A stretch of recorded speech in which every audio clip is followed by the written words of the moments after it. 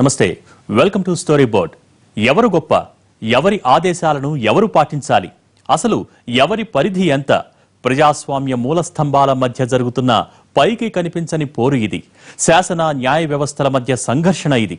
కొత్త కొత్త అంశాలతో ఎప్పుడూ ఏదో ఒక రూపంలో ఈ వివాదం తలెత్తుతూనే ఉంది. వైసీపీ శాసనసభ్యురాలు రోజా ఎపిసోడ్తో మరోసారి చర్చనీయాంశమైంది. అసలు చట్టసభల్లో తీసుకునే నిర్ణయాలపై తీర్పు ఇచ్చే అధికారం కోర్టులకు లేదా? కోర్టులు ఇచ్చిన ఆదేశాలను చట్టసభలు పాటించక్కర్లేదా? ఎవరి పరిధి ఎంత? ఇదే ఇవాల్టి స్టోరీ బోర్డ్.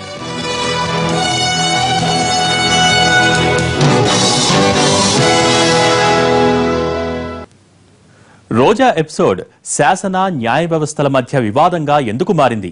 ఆంధ్రప్రదేశ్ శాసనసభ తీసుకున్న చర్యల్ని ఏ కారణం చెప్పి కోర్టు నిలిపివేయమంది? అందుకు సభ స్పందన ఏంటి? రోజాను సభలోకి అనుమతించమని చెప్పినంత మాత్రాన డిసెంబర్ 18న సభలో ఆమె ప్రవర్తనను హైకోర్టు సింగిల్ బెంచ్ సమర్థించినట్టా?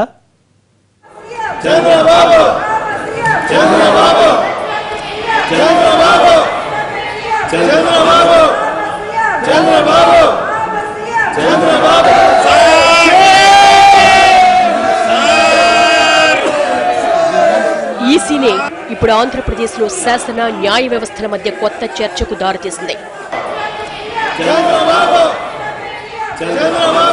ఈ మాటలు, చర్యలే ఇప్పుడు ప్రజాస్వామ్య మూల స్తంభాలు, ఎవరి ఆదేశాలను ఎవరు పాటించాలన్న చర్చను మరోసారి తెరమీదకి తీసుకొచ్చింది. ఆంధ్రప్రదేశ్ అసెంబ్లీ శీతాకాల సమావేశాల్లో డిసెంబర్ 18, 2015 జరిగిన సీన్ ఇది. విజయవాడలో కాల్మని అరాచకాలపై చర్చ జరుగుతున్నప్పుడు పోడియంకు, సీఎం సీటుకు సమీపంలో వైసీపీ ఎమ్మెల్యే రోజా హావభావాలివి.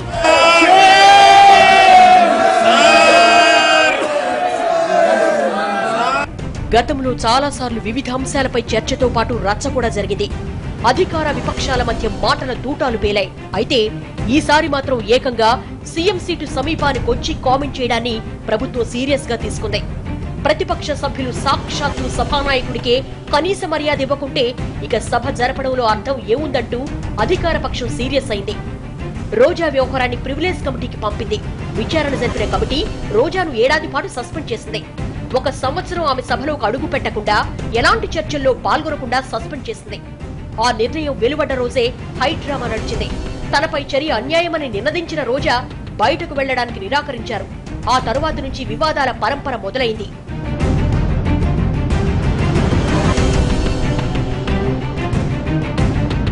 తన సస్పెన్షన్ అన్యాయమంటూ హైకోర్టుకు వెళ్లారు రోజా. అక్కడ పిటిషన్ విచారణకు స్వీకరించకపోవడంతో సుప్రీంకోర్టు తలుపు తట్టారు. తీవ్ర ఆగ్రహం వ్యక్తం చేసిన సుప్రీంకోర్టు బెంచ్ రోజా పిటిషన్ను వెంటనే విచారించమని ఆదేశించింది. ఆ ప్రకారమే విచారించిన హైకోర్టు సింగిల్ బెంచ్ వైసీపీ శాసనసభ్యురాలి మీద ఉన్న సస్పెన్షన్ ను తాత్కాలికంగా ఎత్తేస్తూ మధ్యంతర ఉత్తర్వులిచ్చింది. ఈ సందర్భంగా కొన్ని కీలక వ్యాఖ్యలు కూడా చేసింది కోర్టు. సస్పెండ్ చేయడానికి ఉటంకించిన సెక్షన్ సరికాదన్న కారణంగానే తీర్పిస్తున్నాం తప్ప డిసెంబర్ 18న అసెంబ్లీలో పిటిషనర్ ప్రవర్తనను సమర్థించినట్లు కాదు, స్పీకర్కున్న అధికారాన్ని ప్రశ్నించినట్లు కాదని తన తీర్పులో పేర్కొన్నారు న్యాయమూర్తి. రోజా వేసిన పిటిషన్పై విచారణను 4 వారాల పాటు వాయిదా వేసిన కోర్టు ఈలోగా సభకు ఆమెను అనుమతించకుంటే సభ్యురాలిగా ఆమె హక్కులు కోల్పోతారని భావించింది. అయితే రోజా సస్పెన్షన్ ను తొలగించే నిర్ణయం సభాధికారాలకు సంబంధించిన ఆర్టికల్ 212కు లోబడే ఉంటుందని కూడా న్యాయమూర్తి తీర్పులో స్పష్టం చేశారు. సస్పెన్షన్ తీర్మానం చట్టబద్ధతపై కోర్టుది ప్రాథమిక అభిప్రాయం మాత్రమేనని, పిటిషనర్ పై ఏవైనా పెండింగ్ చర్యలు తీసుకోవాల్సింటే వాటిపై అభ్యంతరం తెలిపింది హైకోర్టు. కోర్టు తీర్పు కాపీతో రోజా అసెంబ్లీకి వచ్చాక జరిగిన పరిణామాలే శాసన న్యాయ వ్యవస్థల మీద వివాదంగా మారాయి. తీర్పు కాపీ చేతిలో ఉన్నా స్పీకర్ అనుమతి లేదంటూ రోజాను సభలోకి వెళ్లకుండా అడ్డుకున్నారు మార్షల్స్. నేరుగా చెప్పకుండా సభ్యురాలి మీద స్పీకర్ తీసుకున్న క్రమశిక్షణ చర్య విషయంలో కోర్టు జోక్యం ఉండకూడదన్నదే ప్రభుత్వ వైఖరిగా కనిపిస్తోంది. కోర్టు తీర్పు పేరుతో ప్రతిపక్షం, స్పీకర్ నిర్ణయం పేరుతో అధికార పక్షం పట్టుదలగా ఉండడంతో హైడ్రామా నడిచింది.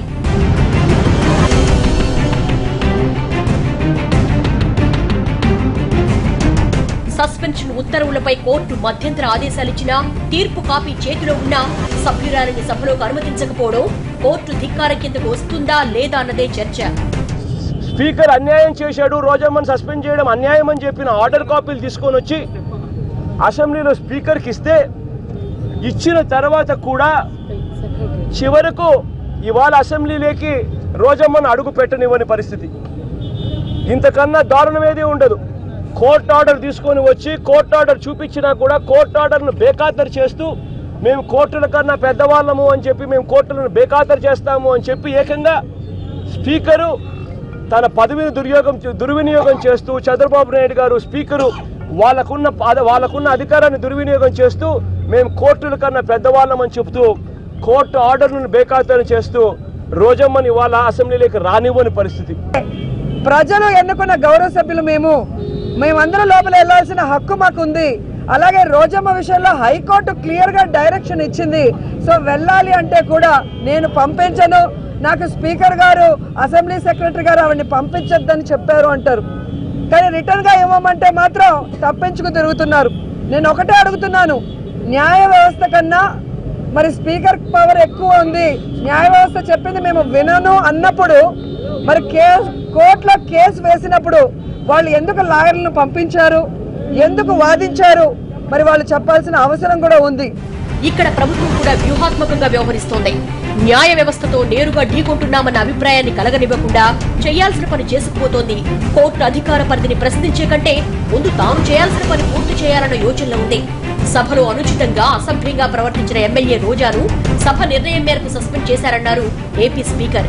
రోజాకు అనుకూలంగా కోర్టు ఇచ్చిన మధ్యంతర ఉత్తర్వుల కాపీలను సభ్యులందరికీ పంపి దీనిపై విస్తృతంగా చర్చించాలన్న యోచనలో ఉంది.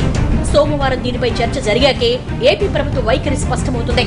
అసెంబ్లీలో కొన్ని అవాంఛనీయ సంఘటనలు, కొన్ని అవాంఛనీయ ఆరోపణలు, కొన్ని అవాంఛనీయ ప్రవర్తనలు, హావభావాలు, ప్రత్యేకంగా కొంతమంది గౌరవ సభ్యురాలపై చేసినటువంటి వ్యాఖ్యలు, పర్సనల్గా ఫ్యామిలీ పరంగా చేసినటువంటి వ్యాఖ్యలు సందర్భంలో సభలో చర్చ జరిగిన అనంతరం కొంతమంది గౌరవ సభ్యురాల్ని సస్పెండ్ చేయడం జరిగింది.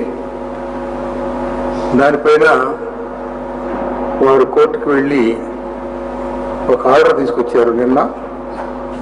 ఆ ఆర్డర్ కాపీ నా దగ్గర ఉంది. గౌరవ సభ్యులందరూ కూడా ఈ సర్క్యులేట్ చేయడం జరుగుతుంది. ప్రతిపక్ష సభ్యులతో సహా ఈ జడ్జిమెంట్ కాపీ సర్క్యులేట్ చేయడం జరుగుతుంది. ఏ సభ అయితే యునానిమస్గా సభ్యులను సస్పెండ్ చేశారో దాన్ని మనం అవరోధం దాల్చి అమలు చేశాం. అదేవిధంగా మళ్ళా ఈ జడ్జిమెంట్ వచ్చిన నేపథ్యంలో కూడా మీ అందరికి కాపీస్ ఇస్తే మీరు దాన్ని చదువుకోండి. మళ్ళా సోమవారం నాడు చర్చించి సభ నిర్ణయం తీసుకోవాలి ఏం చేయాలనేది. అప్పటిదాకా ఈ కాపీస్ మీకు సర్వ్ చేయడం జరుగుతుంది. హైకోర్టు సింగిల్ జడ్జి తీర్పుపై అప్పీలుకు వెళ్లింది సర్కార్. అదే క్రమంలో సోమవారం జరగబోయే చర్చ మీద కూడా ఉత్కంఠ పెరుగుతోంది. శాసనసభకు ప్రత్యేక అధికారాలు ఉంటాయి. బయట నుంచి సభకు అంతరాయం కలిగించే వారిని నియంత్రించడంతో పాటు సభలో ఉన్న సభ్యులు నిబంధనలు పాటించకుండా ఆటంకం కలిగిస్తున్నా చర్యలు తీసుకునే పూర్తి స్వేచ్ఛ ఉంటుంది. ఇందులో కోర్టులు జోక్యం చేసుకోవడం అంటే శాసన వ్యవహారాల్లో తలదూర్చడమేనన్నది ఏపీ అసెంబ్లీ అభిప్రాయం. అదే సమయంలో న్యాయ వ్యవస్థతో ఘర్షణ పడాలని మాత్రం భావించడం లేదు. దీంతో సోమవారం ఎలాంటి నిర్ణయం ఉంటుందన్న ఉత్కంఠ మాత్రం పెరుగుతోంది. ఉమ్మడి ఆంధ్రప్రదేశ్లో గతంలో ఎప్పుడైనా ఇలాంటి వివాదాలు తలెత్తాయా? శాసన న్యాయ వ్యవస్థల మధ్య ఏ రాష్ట్రాల్లో ఎలాంటి వివాదాలు వచ్చాయి? చట్టసభలు తీసుకున్న నిర్ణయాలను న్యాయస్థానాలు ఎలాంటి సందర్భాల్లో తప్పుబట్టాయి? న్యాయ శాసన వ్యవస్థల మధ్య వివాదం ఈనాటిది కాదు. శాసన వ్యవస్థ నిర్ణయాలు చేసుకుంటూ పోతుంది. ఆ నిర్ణయాల్లో తేడా వచ్చినప్పుడు, అన్యాయం జరిగింది అనుకున్నప్పుడు మాత్రం బాధితులు న్యాయ వ్యవస్థ జోక్యం కోసం కోర్టులకెక్కుతూ ఉంటారు. ఇలాంటి సందర్భాల్లోనే వివాదం రేగుతోంది.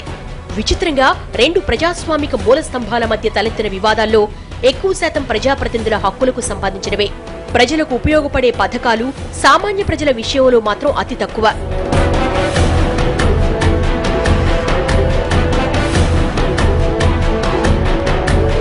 ఉమ్మడి ఆంధ్రప్రదేశ్లో వైఎస్ రాజశేఖర రెడ్డి సీఎంగా ఉన్నప్పుడు వివాదం రేగింది.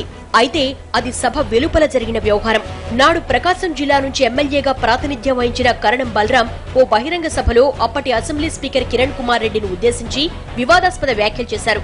సభలో చేసినా బయట చేసినా అవి ఖచ్చితంగా స్పీకర్ చైర్ను అగౌరవపరచడమేనని భావించి అప్పట్లో బలరాంపై సస్పెన్షన్ వేటు వేశారు. అప్పటికి సభ కాల పరిమితి 6 నెలలే ఉండడంతో కోర్టుకు వెళ్లే ప్రయత్నం కూడా చేయలేదాయన. అసెంబ్లీ కమిటీదే తుది నిర్ణయమైంది. కర్ణాటక మాజీ సీఎం ఎస్ఆర్ బొమ్మాయి విషయంలో కూడా పార్లమెంట్, సుప్రీంకోర్టు మధ్య వివాదం నడిచింది. 1988లో బొమ్మాయి నేతృత్వంలో కర్ణాటకలో జనతా పార్టీ ప్రభుత్వం ఏర్పాటైంది. తర్వాత జనతా లోక్దళ్ విలీనమై జనతాదళ్ పార్టీ ఆవిర్భవించింది. ఆ క్రమంలో జరిగిన రాజకీయ పరిణామాలతో ఆర్టికల్ 356 ఉపయోగించి కర్ణాటకలో రాష్ట్రపతి పాలన విధించింది నాటి కేంద్ర ప్రభుత్వం. దీనిపై బొమ్మాయి సుప్రీంకోర్టుకు వెళ్లారు. అక్కడ ఆయనకు అనుకూలంగా తీర్పు వచ్చింది. ఆ సమయంలో కేంద్ర ప్రభుత్వ వాదన వీగిపోయింది. పార్లమెంట్లో తీసుకున్నా రాష్ట్రపతి అమలుపరిచిన నిర్ణయం అని వాదించినా ఉపయోగం లేకుండా పోయింది. అయితే కోర్టు జడ్జిమెంట్ వచ్చేసరికి ఏడాది సమయం పట్టింది. అప్పటికే బొమ్మాయి ప్రభుత్వ కాలపరిమితి ముగిసింది. చట్టసభల్లో తీసుకుంటున్న నిర్ణయాలైనా కొన్నిసార్లు కోర్టుల జోక్యం తప్పనిసరిగా మారుతోంది. అసెంబ్లీకి పవర్ ఉంది, అసెంబ్లీ హైకోర్టు తీర్మానాలు లెక్క చేయక్కర్లేదు అనే మాటలు కరెక్ట్ కాదు. జ్యుడిషియల్ రివ్యూ ఉంది. హైకోర్టుకు కానీ సుప్రీంకోర్టుకు కానీ ఈ యొక్క కేసుల్లో అసెంబ్లీ చేసిన తీర్మానాలను మార్చడానికి కానీ, జ్యుడిషియల్ రివ్యూ చేసి మార్చడానికి కానీ, తీసేయడానికి కానీ, అమెండ్ చేయడానికి కానీ, ఆల్టర్ చేయడానికి కానీ, అబ్డికేట్ చేయడానికి కూడా పవర్ ఉంది. గతంలో ఆపరేషన్ దుర్యోధన పేరుతో జరిగిన స్ట్రింగ్ ఆపరేషన్ వ్యవహారంలో కూడా పార్లమెంట్, సుప్రీంకోర్టు పరిధులపై చర్చ జరిగింది.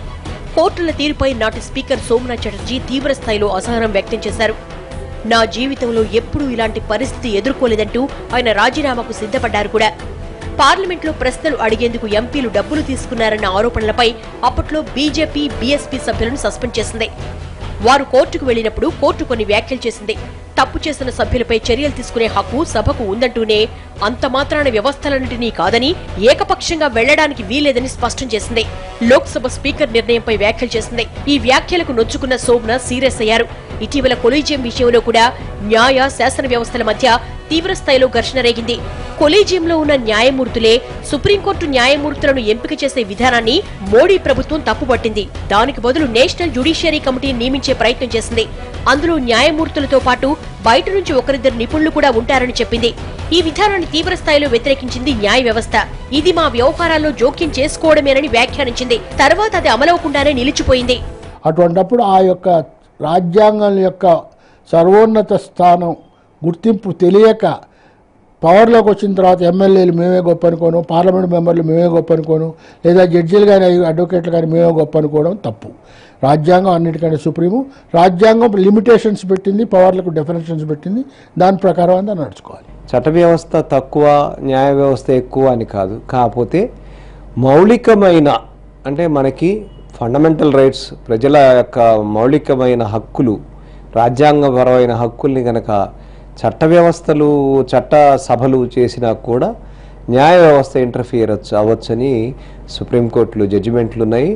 ఆ విధంగా సుప్రీంకోర్టు ఇప్పుడు మనకి రాజ్యాంగం వచ్చినప్పటి నుంచి జరుగుతున్న వీటి ప్రకారం ఖచ్చితంగా ఎప్పుడైతే రాజ్యాంగబద్ధంగా, రాజ్యాంగ పరంగా చట్ట వ్యవస్థ కనుక నడుచుకోకపోతే న్యాయ వ్యవస్థ ఇంటర్ఫియర్ అవచ్చు అని చెప్పి తెలియచేయటం. ఏడాదిన్నర క్రితం మహారాష్ట్ర అసెంబ్లీ సమావేశాలు ప్రారంభమైనప్పుడు గవర్నర్ విద్యాసాగర్ రావు ప్రసంగిస్తుండగా ప్రతిపక్ష సభ్యులు ఆయనపైకి పేపర్లు, ఇతర వస్తువులు విసిరారు. ఆ సమయంలో ఆయన వేలికి గాయమైంది కూడా. అలా ప్రవర్తించిన 5 సభ్యుల్ని సస్పెండ్ చేసింది సభ. ఆ 5 కోర్టుకు వెళ్లారు. ప్రజాస్వామ్య మూలస్తంభాలైన 2 వ్యవస్థల మధ్య వివిధ సందర్భాల్లో, వివిధ రూపాల్లో వివాదాస్పద వాతావరణం, కొలీజియం వంటి వ్యవహారాల్లో అయితే ఘర్షణ వాతావరణమే కనిపిస్తోంది.